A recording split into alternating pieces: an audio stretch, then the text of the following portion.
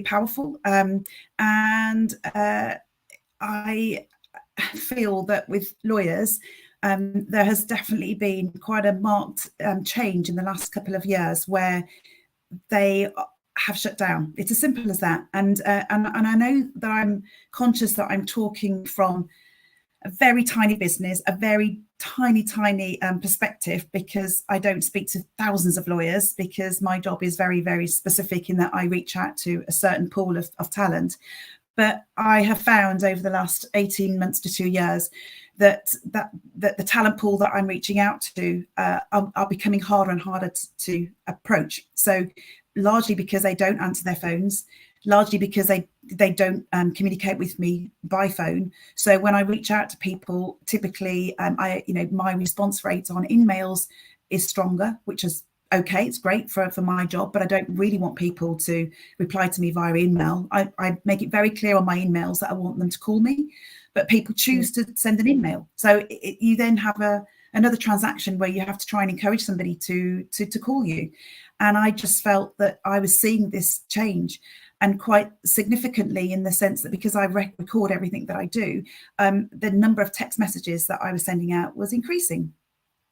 And so I was also seeing that I was changing, because I was following what everybody else was doing, so if people were communicating with me more via text, then it was only natural that I was texting back. And then I was also looking at the length of my text messages, and my text messages were getting longer, because obviously I was trying to get quite important information across to people. But I was just falling into this trap, this hellhole for me, because I was thinking, no, I don't want to text somebody. I want to be able to talk to them. What happened to the beauty of talking? What happened to communicating by talking? And then, and that was the whole reason why I went on LinkedIn as far as posting was concerned. And that was in October of 23.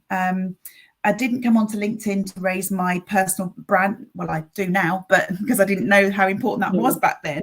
But, sort of less than 6 months ago, I came onto LinkedIn because I saw this trend, didn't like what was happening. And I thought, what have I got to lose? If I just talk about it, then I'll either get completely slated. And everyone said, oh, you're just so lost, Liz. You're so backward now. Everybody's doing so many things differently. But the reality was, everybody sort of jumped on me and was like, oh, you're talking about talking. That's really important. And I think, oh, right, okay. Well, this is obviously the trend. Everyone's shutting down, and everybody's resistant to go back into the office. But then when they do go in the office, you've got 60% of the workforce not in the office because it's their working from home day. So you've got people in the office that have got no one to talk to. So then they start thinking, what's the point in coming in? I may as well stay at home. And then when they're at home, they're talking to the cat.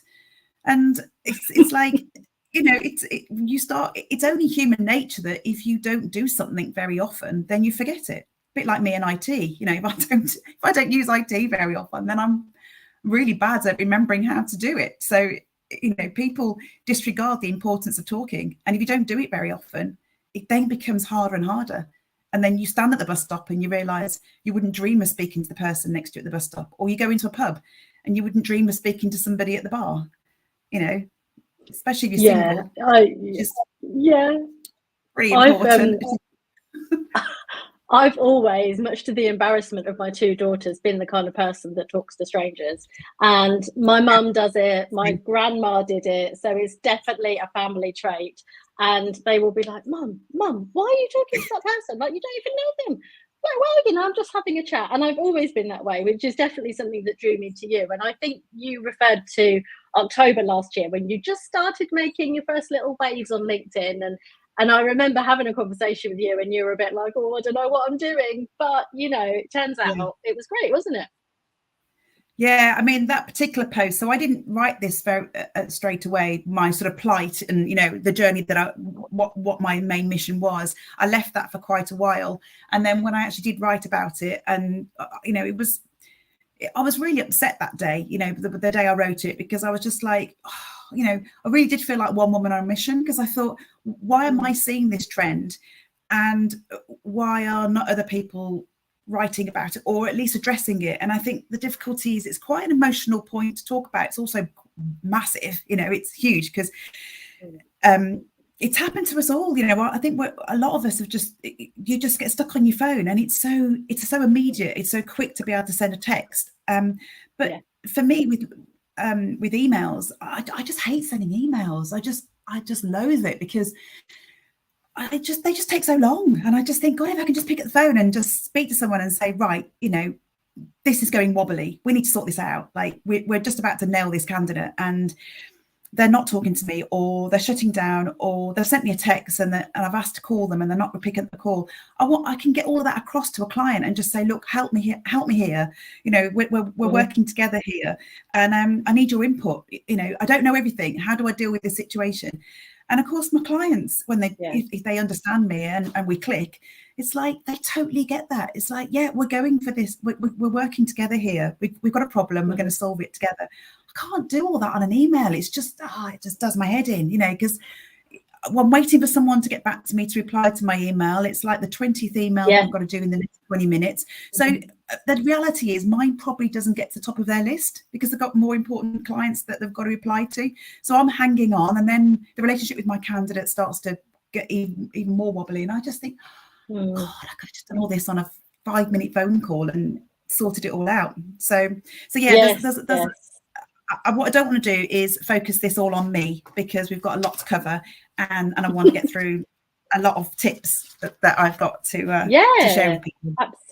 Absolutely. I think we've all fallen into a trap of this kind of async communication. We all think it's saving us time, when actually in the long run, like you say, you're waiting for a response. So you can't really do anything about that specific problem while you're waiting for a response. It's always going to play on your mind until you get that answer. Then you apply, and then you've got to wait for them again. It's a whole back and forth, and yes, it can be solved much faster by actually picking up the phone. Yeah, but I will also say, just very quickly before we move on, is that I do know that lawyers that typically don't like talking for talking sense, because they're logical people, they're analytical, and they just want to, they don't take there's lots of lawyers that like a good old natter, but I also think there's a lot of lawyers listening in today that'll be thinking, oh God, I don't want to be picking up the phone all the time. I've got work to do. I've got my contracts to look at and so on. So I get that. But I think it's about, it's not losing that skill set of talking, sharing, listening and learning, which I am highlighting that is happening in my experience. And I just want to highlight that to my target audience, which are typically lawyers. And I just want them to at least just take 5 minutes to reflect. Is it happening to them? Is it happening to their team? Is it happening to their office environment? Is it happening to their team that they manage via Zoom, Teams or whatever?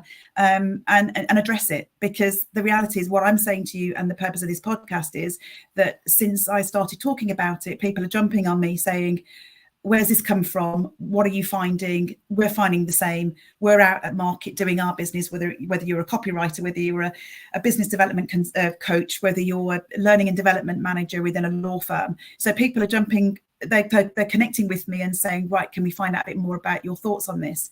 So, in my little teeny tiny bubble of Amelia Bond, I'm getting quite a lot of traction. So I want to share that, because I think I think I have touched on a much, much bigger problem. I think so, definitely. So let's have a chat about the ways that you see that people can get ahead using the power of talking. And please add in the comment box, guys, that you're listening or watching, and let us know your thoughts if you're in this situation, if it's happening at your firm, if you need some help about anything specific, let us know and we will come back to you. So what are your tips, Liz, that you say for getting ahead using that very basic yet underrated power of talking skill? Okay, well, I'll try and be quick. So let's look at the whole spectrum of, and I apologise for being overgeneralising, but we just need to cut to the chase here. So apologies, I can't think of every particular profile of a lawyer, and I can't include every spectrum disorder that lawyers might have or have not got. So I'm just making some generalizations here. So please don't quote me word for word for what I'm about to say. But let's start saying, you're in a law firm, you've had to adapt to all this sort of hybrid working, home working, whatever it is.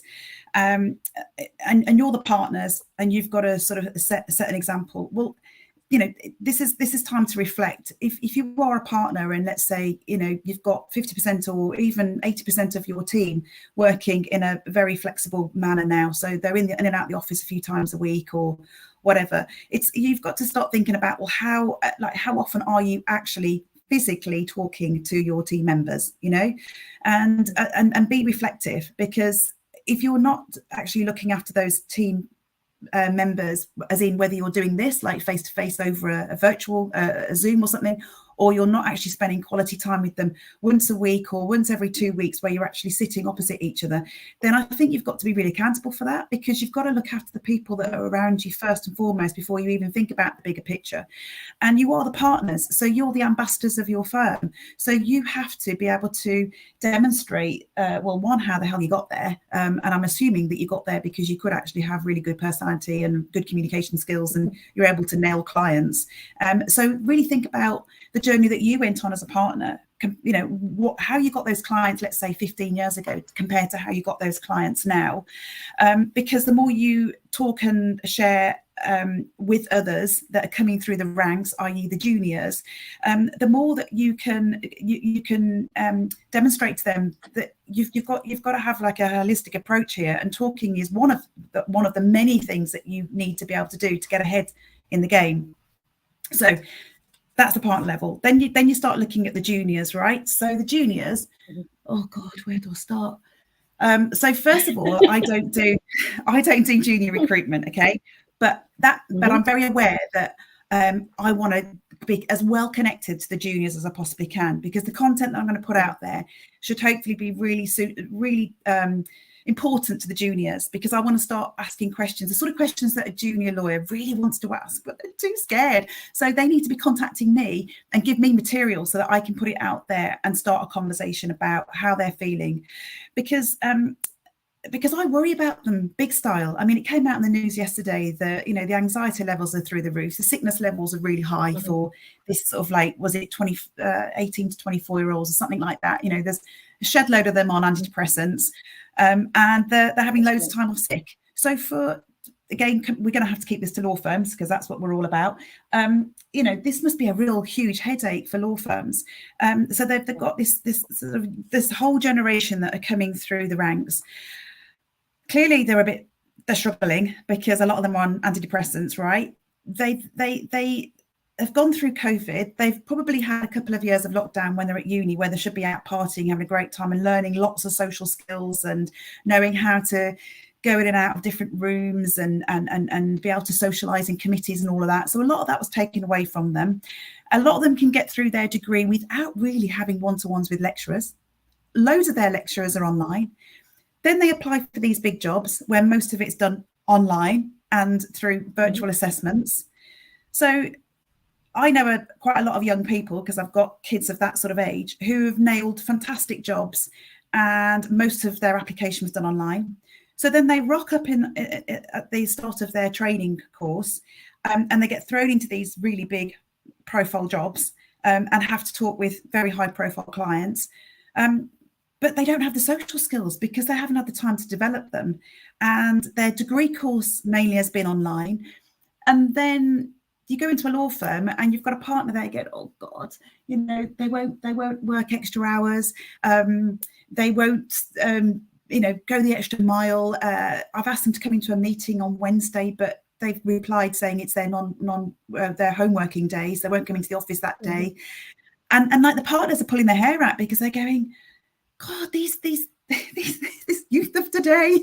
But actually, part of me thinks a lot of these young kids, they don't need to be like this. It's just that they don't know how to be anything else, because then no one's talking to them about, you know, the fundamentals of how you get on. So, you know, these firms are so focused on teaching them the law, but actually no one's teaching them about, okay, we need to nail this. We need to put you on a you know, fast track training course. It could be, let's say, 4 or 5 weeks long, where we nail, you know, the icebreakers. We put you in a room where you have to stand on your, you know, you have to literally you put a phone in front of them and there's somebody else in another room and the phone call goes and they've got to pick up the phone and they've got to deal with those. But you're laughing because you're thinking that sounds a bit mental, but like, yeah. But I'm like going, surely that is really, really, really important, because if you're going to complain about this 2-3 year qualified solicitor who's crap on the phone, or doesn't want to make the phone call, or won't pick up the phone, which is what I'm hearing, well, who's taught them how to make the phone call in the first place? It's like, well, the parents haven't, because they've stopped talking to their parents, because they didn't talk to them since they were 15, because they're on Snapchat. That's the only way they communicate. Then they go to uni. Well, nobody picks up the phone to each other at uni, do they? Because young people don't communicate like that. But now I'm in, a big scary law firm, and I've got this client who's a CEO of some utility company who wants me to speak to them. Oh, I'm not doing that. That sounds really scary. So what they'll do is, if you don't want to do something, then you naturally avoid it, don't you? So you find sort of coping mechanisms of how to avoid that. So what I'm saying is, can we just hold fire? They're going to learn the law. They will definitely learn the law, but somebody has got to spend some time, some investment, not very much, but you've got to grab these people that you've recruited and spending a lot of money to put them through a training course, to just say, okay, let's just look at what skill sets actually you do need to have to do well. And well, I've just spent a lot of time talking about it, so I would say one of the most fundamental things is that you can actually talk, and you need to be able to ask questions. So you need to be able to. One of the great things about doing cold calls is it teaches you how to stand on your feet and answer being in an awkward situation and deal with it quickly. You've got to stand there quickly and deal with the situation, right? So because you're having a live conversation just like this, and it's really frightening for people who just literally might only make one phone call a day, or they might not even make the phone call. It's when their phone rings. Now, I can guarantee you that most lawyers don't pick up their phones anymore, because I'm a headhunter. I call them all day long. And some days I hardly get through to anybody, and I'm having to go back to my client saying, I've had a really crap week because no one's spoken to me, and you're paying me money to make approaches to people that I can't get through to. And now I'm having to say to clients, look, I know you pay me, money up front to do this job, but can we just set the expectations here? Because your expectation needs to be a lot lower than it was 2 years ago when you instructed me, because doing my job is so much harder now, because if a solicitor doesn't pick up their phone, which I can guarantee you a lot of them don't, then they're not picking up the phone to their clients, because I'm just a regular caller, and I could be the CEO of your client who's tried you 4 times a day, and they don't want to leave a message. Why should they leave a message? They want to be able to get hold of their lawyer. I haven't got time to leave messages for you, Mr. Lawyer or Mrs. Lawyer. I just want you to pick up the bloody phone, take a call. I hear you. Absolutely. No, it's all good. You're very passionate about the topic, and that really comes through, and that is great. And you make very valid points as well. I mean, I think any area of law that people are studying, you need to have those communication skills. Being able to have social skills and social awareness is such a big thing. And especially in, say, an emotive area of law like family law, how on earth are they going to convince their clients that they're the person that's going to be able to help them if they can't show empathy and personality over the phone? It's to me, I don't get how that would work. Well, but then you see, somebody else will counter argue. So, for example, if you were to, let's say, speak to a young person who's 25 years of age, got married bizarrely really young, 2 years later, and they want to have a divorce, and so they've grown up in this new way of communicating, which perhaps is not how you and I would go about it. So they'll go online and they'll look for their family solicitor, and they may want to communicate with a family solicitor that's a similar age, that communicates similarly, who's all on TikTok talking about divorce, all of that. So let's not sort of underestimate the power of that. I'm not there. I want to learn that, and that's why I want to connect with young people, because I'm really keen to just not be here as a middle-aged old bag that's saying, oh, it was so much better in my day. I want to embrace all sorts of ways of communicating. So I don't want to diss the fact that you can the younger lawyers of the future may be absolutely able to catapult themselves with an online presence, with AI machine working behind them, and they can nail their client base because they're going to a particularly captive audience that is right that wants that. That's the sort of service provision that they're looking for. So I don't want to disregard that, but when we're looking at the whole legal sector, I think with the speed with which the legal sector changes, or historically how it has changed, then I think we've got to be more realistic in that is a very small percentage right now as to how you're going to be able to nail your client base. So I think we will see some really interesting legal influencers out there that will be young, and that will be doing that really successfully.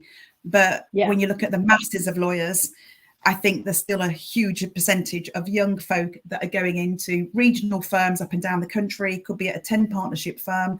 And that's not going to happen for a very long time for that sort of firm. So those younger lawyers that are in a very highly regarded firm that's in a particular geographical area in the UK or wherever they are in the world, that they service their local community very well.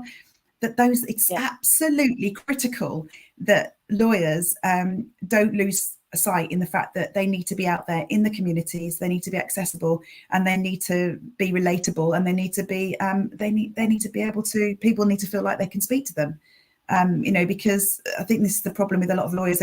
For many years they were very much just sort of seen as a special folk. They've got a great professional image about them, and revered, whereas unfortunately that was back in the day, and now they've got to adjust. So they've got to start being much more approachable, and of course we're seeing that on LinkedIn, because we're seeing so many fantastic lawyers demonstrating their personality and they really put themselves out there as such an approachable person, which is so powerful to see.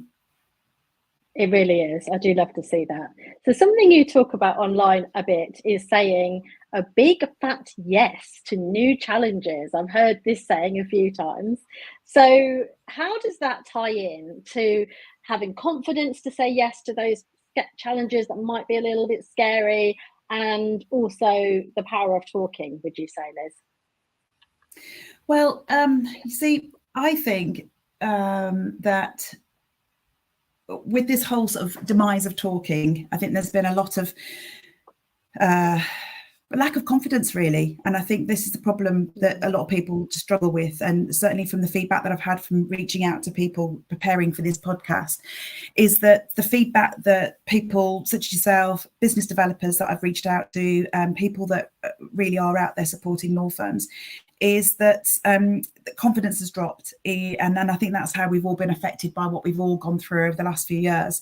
And I think that I think that there'll be a lot of people listening in today. They might look at me and go, "Oh God, she's so confident. She's so like such an extrovert," and so on. And I really I don't really like that, because I don't like the term extrovert and introvert.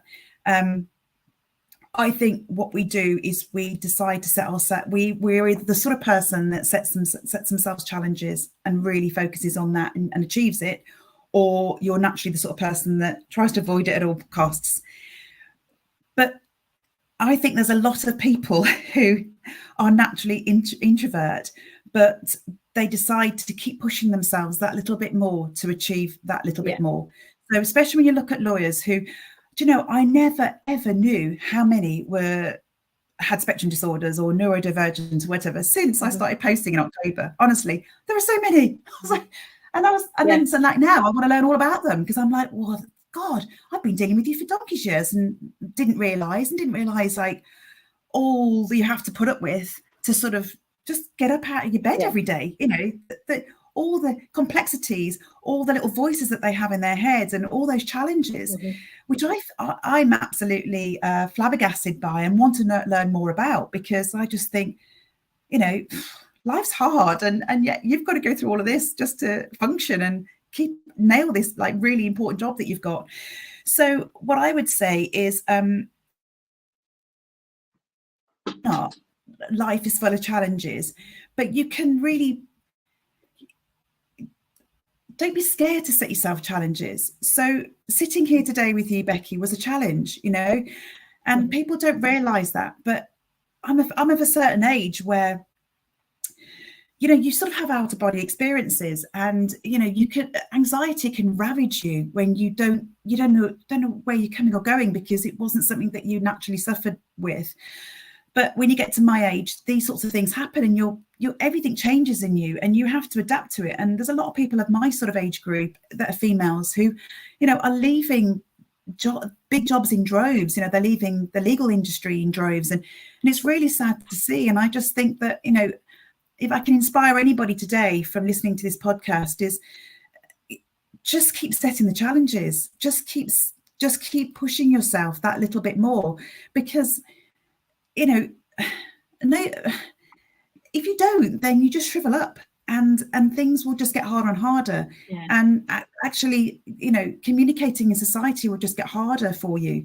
And I think that, you know, I know I'm a bit hard edged, because I cold call all day long, and I'm not going to say to everybody you've got to become, you know, an expert in cold calling. That's a whole other ball game. But I will say that, you know, please don't be scared of the phone, and please answer it when people call you, because you're missing out on so many opportunities.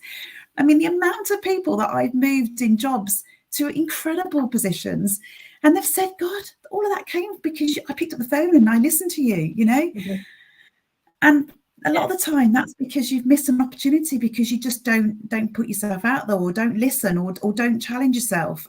Everything that I do with people that I move in jobs, I massively ruffle their feathers hugely. Like, I set them a huge challenge, take them out of their comfort zone, and then chuck them into brilliant jobs that they weren't expecting. But we go on it together, and we have a great time getting them to that position. And that's a lot of the time is because I've kept them going. I've kept them saying, look, we can do this together. You are as good as you know, you are so much better than you think you are. And sometimes people just need to hear that, and they need that encouragement. Yeah. And they need that person that's sort of behind them, going, like, pulling their shoulders back, lifting their chin, and, you know, doing a bit of this. And yes. But you need people like me to be in firms, and we exist. But we need to be given roles. We need to be acknowledged, and we need to be set loose. So when you've got those people that actually want to get the best out of the workforce, and they care, most importantly, that they care that the people around them are looked after, then those people can be so instrumental in a firm. They can be your real true ambassadors. Set them loose, let them write about the firm, let them write about how amazing the firm is, like the Jen Shipleys of this world, who, you know, like she's always on LinkedIn. I mean, my God, she's the best brand ambassador for her firm. And because she just writes about anything and anything, you know, and anybody that writes like she does about just 1 minute mundane stuff, the next she's like naming and faming some amazing paralegal, that is just pure gold, you know. And so many firms could learn from having people like her. And I'm sure when she goes into the office, she's got people sat around her having a natter, but when she goes to the coffee machine, people go and have a natter with her. And they'll do that because she's put herself out there as somebody that, you know, likes to talk and likes to you know, likes to share experiences and all of that. So I think that don't hold back on identifying people like that in your business, and really make them champions of your business. So people, going back to the question, is all of that is about talking. It's all about communicating. And when you've got people like that, being like that, then everybody can learn from them. And especially if you're the sort of person that brings people into the conversation, you know. So if you're in an environment where, you know, you go into your typical networking room, you know, you need the people like me that'll be looking around. Now, I'll be talking to somebody one-on-one, but out the corner of my eye, I'll be thinking that person's standing by themselves. And that really unsettles me, because I'm not enjoying this conversation with you if somebody's next to me that's standing by themselves. So I'm more likely to go, do you want to just come and join? What's your name? Right. You know, and it's like, and then before you know it, you've got 6 people around you. And then I'm usually the one that just goes, I'm just going to pop off to the loo, and then I'll let those 5 people talk, and then I'll butterfly off to somewhere else and do it somewhere else. And people like me will exist in every business, but you just have to put them to work, give them a role, give them a title, give them give them some sort of elevate them so that they're doing something that is enabling them to be a sort of a champion of communication in the business, rather than, yes, you can have your communications officer that sits somewhere else in the business that works in marketing. I'm talking about real people, just like you assign your first aiders and you assign all those sorts of roles. Get people like me who can be ambassadors in a business, who can really you're looking, watching and learning, not just in your team. You're looking at how somebody in the employment team who sort of looks a bit lost, and pull people together. So yeah, I could go on about this for ages. I'm very conscious that I'm doing my usual. You're absolutely fine, and the skill that you have, and I actually have, because I'm exactly the same at networking events. I'm always doing that. Is very well. You just don't really see it anymore. So I think the more we can encourage people, the better, for sure. And we've had a lovely comment for you, Liz. Love the way that you talk about stuff no one else talks about, Liz. The softer side, where we all pretend everything's okay and find everything easy, which nobody does in reality. Bravo. So that is lovely to hear. Thank you very much. Very nice. So we need to wrap up fairly soon. So I've just got another couple of questions for you, really. What do you think the future holds for legal recruitment? If you had to get out your crystal ball, what would you say? Well, it's a difficult one for me, because I will have to stress that I'm quite specialist in what I do. So I'm not your general legal recruiter. So that's important for me to stress, that law firms come to me because they want to recruit. They want to recruit from a very small talent pool, and they want to recruit a very specific skill set. So for me, I don't see that the way I work will change massively, because I tend to work at the senior end. So I think that for me, I just need to keep banging the drum, because what I probably don't talk about very much on LinkedIn is what I actually do in a day job, because if I talked about headhunting, it'd be really boring all the time, because what I talk about is people and relationships, because that's ultimately what I do day in, day out. I form relationships. Well, basically, I talk to strangers and then get them to keep talking to me, which is my main skill.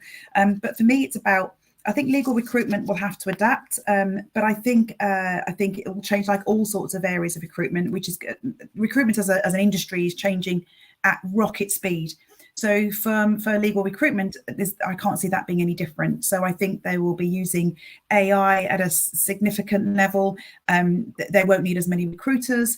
And I think that the skill set of a recruiter will be that they will have to demonstrate that they can use all the software. But again, coming back to communication, it'll be looking at recruiting the best communicators, because if a recruitment company doesn't need quite so many recruiters, then they'll be looking at people who bring something different to the table.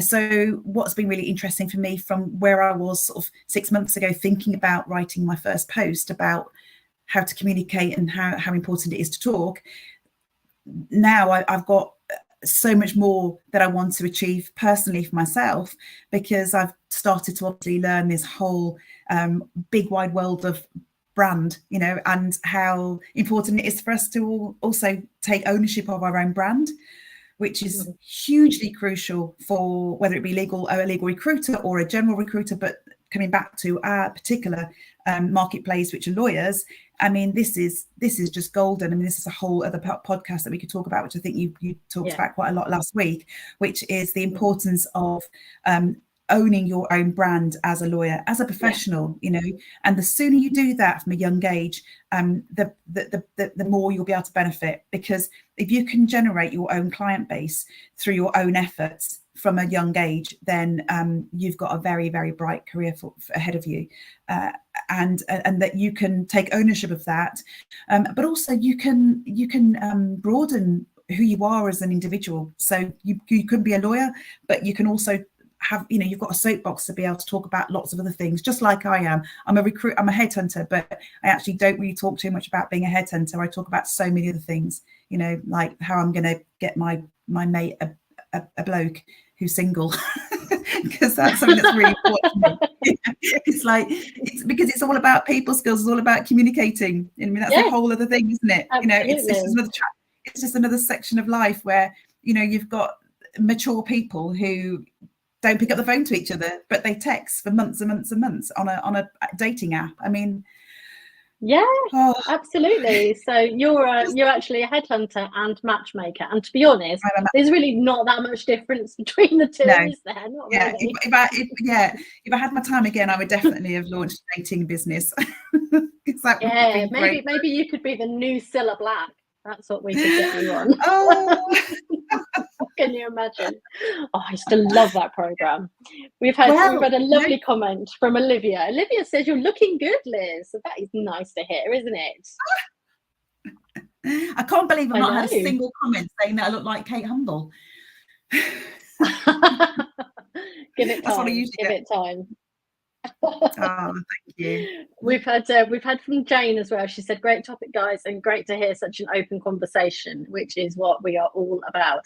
Helping junior lawyers understand the benefits of good communication is such a key skill. People and clients do business with people that they like and trust, which is, number one, isn't it? Really, when we think about it. So that is so important. Yeah, it is, absolutely. Yeah. So, if anyone is listening / watching today and you think, you know what, I think I'd really like to be in Liz's seat. I think I'd like to talk to Becky about whatever topic it is that you might want to. You do have to be in the legal industry though, and you do have to be interesting and be able to hold a conversation, obviously. Those are key criteria for being on my LinkedIn Live. Okay, I've also got to like you as well. I'm probably not going to have anyone on that I'm not a big fan of, so no pressure. Please let me know.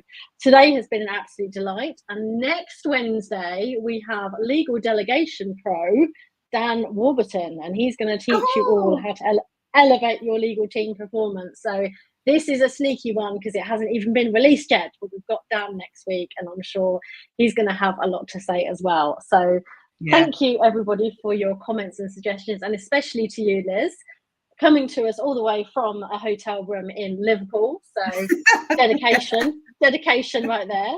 So it's been an absolute delight. And can people catch you on LinkedIn? Is that the best way to find you if they want to have an actual chat? Yeah. No, why am I saying this? Pick up the phone, people. No, I was going to say obviously they can connect with me on LinkedIn. Send me their connection requests, but please, I don't want to get flooded with phone calls today because I'm actually visiting my daughter.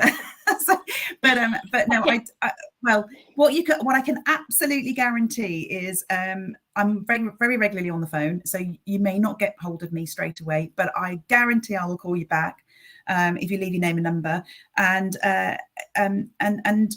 just I hope that I've highlighted that, or even just been a little bit thought-provoking in getting people to just address this and put it at the forefront of their training, so before you sort of jump to being critical about somebody, just stop and question and think, actually, do we need to look at the basics as to how somebody does communicate, how they hold themselves, how they talk to clients or new clients, I think it's because it's become a bit of an uncomfortable situation to talk about, but I think that you've got to be able to address this, and there's and make it fun, sort of do the icebreakers, get people together in a lunch break, get them to just have get a meeting room together where you get a load of people together and just get them talking. And I think that will be fantastic to just start that journey again, because I think this is the problem. I think people have just sort of forgotten, and then they don't know where to start again. But it's just bringing it back to basics. You haven't got to spend a lot of money on this. It's just getting people joined up together again, having drinks after work, all of that. Come together again. Brilliant. And it's been so great. Much, Liz. I'm so sorry that I've rambled again and got a bit heated. I don't think I swore. I don't think I did swear, actually. You didn't? No. Did you want to chuck a cheeky thoroughly swear enjoyed word it. in, or are you good? All right. Thank you so much, please guys. connect. Okay. Yeah, we'll Cheers. catch you soon. Bye.